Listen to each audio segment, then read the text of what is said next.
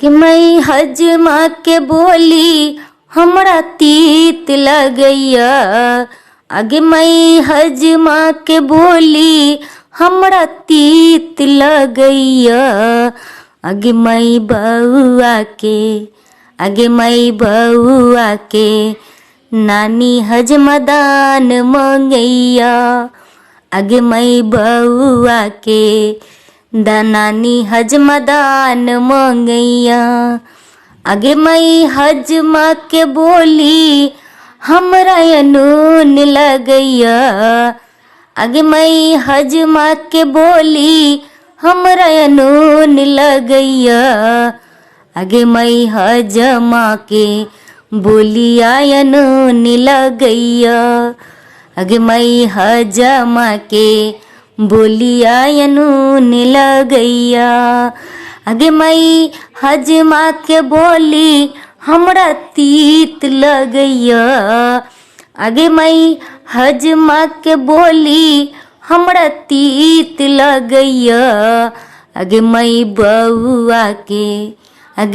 बउआ के मौसी हजमदान मंगैया। आगे मैं बउआ के मौसी हजमदान मंगैया। आगे मैं हजमा के बोली हमरा अनून लगैया। आगे मैं हजमा के बोली हमरा अनून लगैया। आगे मैं बउआ के बुआ हजमदान मंगैया। आगे मैं बउआ के बुआ हजमदान मंगैया। आगे मैं हजमा के बोली हमरा अनून लगैया। आगे मैं हजमा के बोली हमरा तीत लगैया। आगे मैं बउआ के मामी हजमदान मंगैया। आगे मैं बउआ के मामी हजमदान मंगैया। आगे मैं हजमा के बोली या अनून लगैया। आगे मैं हजमा के बोली या तीत लगैया। आगे मैं हजमा के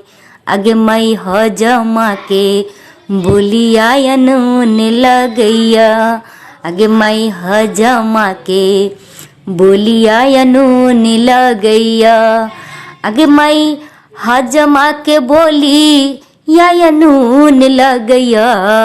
आगे मैं हजमा के बोली या खड़छैन लगैया। आगे मैं हजमा के बोली या खड़छैन लगैया। आगे मैं बउआ के दादी हजमदान मंगैया। आगे मैं बउआ के दीदी हजमदान मंगैया। आगे मैं बउआ के नानी हजमदान मंगैया। आगे मैं बउआ के बुआ हजमदान मंगैया। आगे मैं बउआ के चाची हजमदान मंगैया।